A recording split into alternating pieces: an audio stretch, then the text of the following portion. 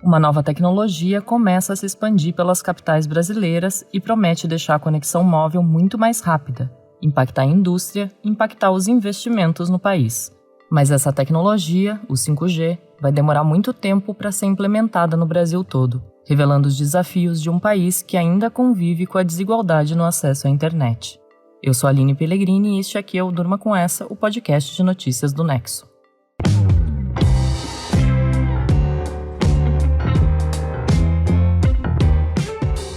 Olá, eu sou a Suzana Souza e estou aqui hoje com a Aline para apresentar este podcast que vai ao ar de segunda a sexta, todo começo de noite, sempre com notícias instigantes que podem continuar a ecoar por aí.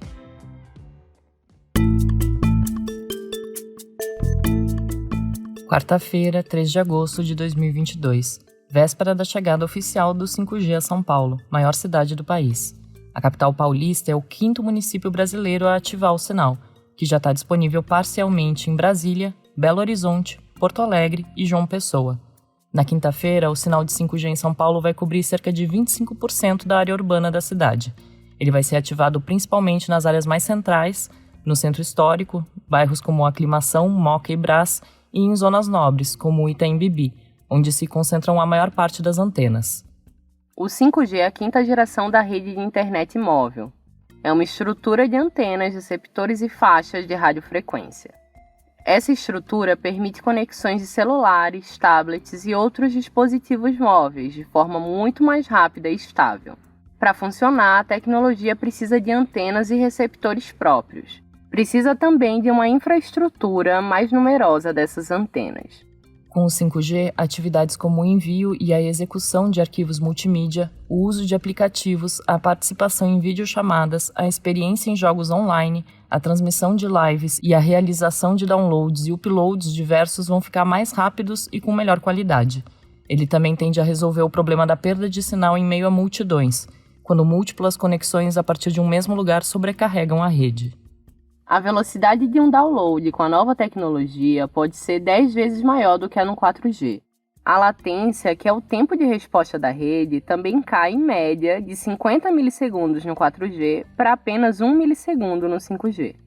No site da Anatel, a Agência Nacional de Telecomunicações, tem uma lista dos aparelhos de celular que dão suporte à tecnologia. Os modelos lançados há mais de 2 ou 3 anos geralmente não são compatíveis com o 5G. Com esses aparelhos, os usuários vão poder continuar usando as redes atuais.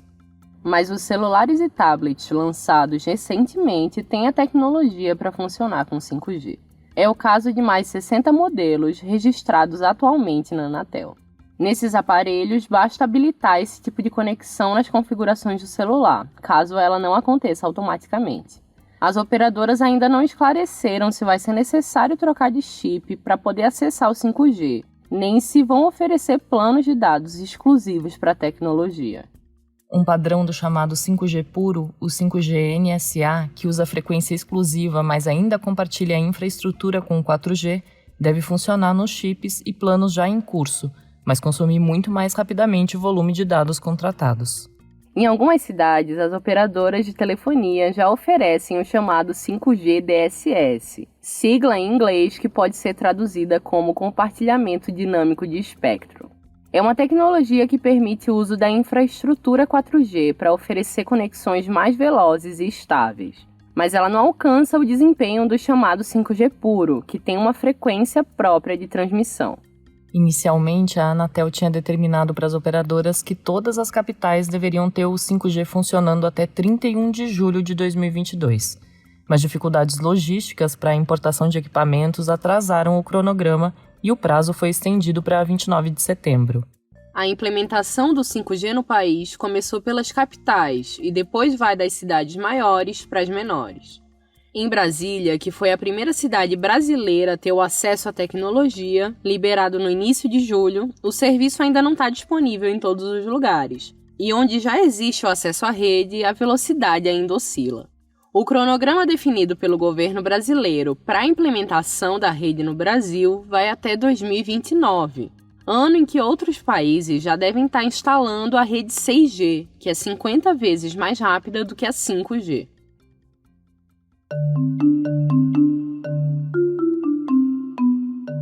A tecnologia 5G começou a ser implementada em 2019 na Coreia do Sul. Desde então, potências globais como Estados Unidos, Alemanha e Japão também avançaram em suas redes. O progresso da China, que virou líder na área, passou a ser um dos grandes desafios geopolíticos dos Estados Unidos, com tensões diplomáticas que afetaram inclusive o Brasil. Depois de vários adiamentos, o governo federal fez em novembro de 2021 um leilão das bandas, no que foi o segundo maior leilão da história brasileira, atrás apenas do leilão do pré-sal. Esse leilão aconteceu porque, para funcionar, o 5G precisa de bandas de radiofrequência, e, pela Constituição, elas são propriedade do Estado e podem ser concedidas para que as empresas operem o serviço. A frequência mais disputada pelas empresas no leilão era a de 3,5 GHz, capaz de combinar as altas velocidades do 5G com uma cobertura maior e mais estável do que as outras. Claro, TIM e Telefônica Brasil, que é a dona da Vivo, arremataram cada uma um lote nacional dessa frequência. A tecnologia 5G é considerada fundamental para o avanço de vários outros setores. Enquanto o 4G viabilizou, por exemplo, serviços de streaming e aplicativos de transporte e de entrega, o 5G, com a sua estabilidade, velocidade e superação da sobrecarga de rede, promete uma realidade diferente. Embora o 5G ofereça aos usuários de smartphones taxas de transmissão média e de pico muito superiores ao 4G, o seu impacto vai ser muito mais profundo para a indústria. O tempo de latência, que possibilita uma resposta praticamente instantânea, vai permitir, por exemplo, carros autônomos que funcionam sem qualquer interferência humana. Vai permitir também cirurgias remotas com o médico a quilômetros de distância do paciente. E até sistemas com casas conectadas em que eletrodomésticos são acionados automaticamente. Ela é uma tecnologia menos voltada para os usuários.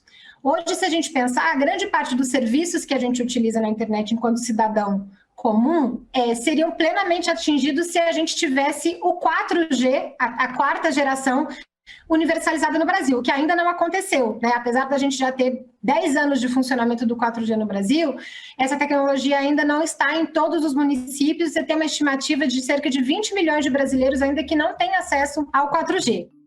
Você ouviu aí a Bia Barbosa, que é conselheira do Comitê Gestor da Internet no Brasil, em entrevista ao canal TVT. Ela fala sobre o déficit de cobertura de internet no país. Dados do IBGE, o Instituto Brasileiro de Geografia e Estatística, mostram que o Brasil tem 152 milhões de usuários de internet, o que representa 81% da população com 10 anos ou mais. O aparelho celular é o principal dispositivo de acesso, usado por mais de 98% dos usuários para se conectar à internet. Mas dados da Anatel mostram, como a Bia Barbosa falou, que uma parcela significativa da população ainda se conecta por meio do 3G, a tecnologia mais lenta que começou a ser substituída em 2013 pelo 4G. Entre os motivos da permanência do 3G estão a falta de cobertura do 4G em alguns lugares e os valores mais altos de aparelhos compatíveis com as tecnologias mais novas. As empresas listam obstáculos para levar o sinal para algumas regiões, entre eles o alto custo para a implementação em locais distantes e isolados da zona rural e o fato de que as leis que permitem a instalação de antenas são municipais, e muitas delas são ultrapassadas e dificultam a adoção de novas tecnologias. Na tentativa de contornar os problemas de infraestrutura e modernizar as redes, as empresas que vão oferecer o 5G são obrigadas a investir na massificação da cobertura de 4G e gastar pelo menos 40 bilhões de reais nos próximos 20 anos em contrapartidas. Eles vão precisar instalar rede de fibra ótica via fluvial na região amazônica e levar fibra ótica também para o interior do país, entre outras coisas. Também vão ter de substituir as parabólicas por antenas menores devido à interferência desses equipamentos na transmissão do 5G. A estimativa é que a chegada do 5G ao país tenha profundas consequências econômicas. Com a chegada da tecnologia, calcula-se que aconteça uma injeção direta de 9,2 bilhões de reais na economia do Brasil até 2025. Mas apesar dos ganhos, algumas entidades questionam a chegada do 5G e alertam sobre um possível aprofundamento das desigualdades sociais e de acesso à internet no Brasil. O temor é que a nova tecnologia aumente ainda mais as discrepâncias entre os grandes centros urbanos e as zonas rurais do país.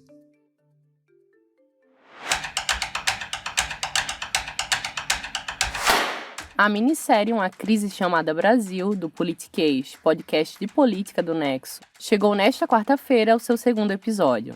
O Conrado Corsaletti, editor-chefe do Nexo, está conduzindo os programas. Conrado, o que o ouvinte já pode encontrar nesses episódios iniciais? A minissérie começou com análise sobre o contexto mundial nos anos que antecederam a crise brasileira. Afinal, não dá para falar de Brasil sem entender o que acontece em volta. O episódio inicial trouxe entrevistas com pessoas de formações variadas e visões bem plurais, porque assim é possível a gente ir construindo esse quebra-cabeça, capítulo por capítulo. O episódio 2, que acaba de ir para o ar, mostra as características das mobilizações de rua brasileiras. Tem um foco bem forte em junho de 2013, mas também traz um antes e um depois que explicam como esse foi um dos elementos que ajudaram a tirar o chão dos políticos, da imprensa, do establishment, vamos dizer assim. E agora, nos próximos episódios, são 10 ao todo, a gente vai trazendo as outras peças para entender como a gente chegou a 2022. E, Conrado, quantas pessoas vocês entrevistaram para a minissérie? Olha, são quase 50 pessoas até agora, entrevistadas pela Malu Delgado, pela Beatriz Gatti e por mim. Tem tanta gente assim porque a ideia é trazer vozes que analisam o jogo político e vozes que também participam desse jogo político. São pessoas que estão ou tiveram nas ruas, no Congresso, no governo, no Supremo, nos quartéis. Pessoas que têm um olhar mais à esquerda, outras com um olhar mais à direita. São entrevistados que vão aparecendo aos poucos na minissérie, alguns em mais de um capítulo. Obrigada, Conrado. Você consegue ouvir o Politiquês acessando a página do Nexo, no nexojornal.com.br, ou então entrando no seu tocador favorito. A série vai até a semana que antecede as eleições de 2 de outubro.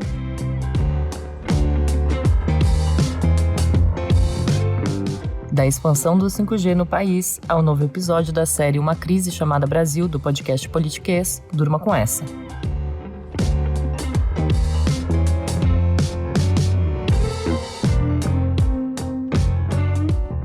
Com roteiro de Aline Pellegrini, produção de Suzana Souza, participação de Conrado Corsaletti e edição de áudio de Roberto Soares, termina aqui mais um Durma com Essa. Amanhã tem mais. Até!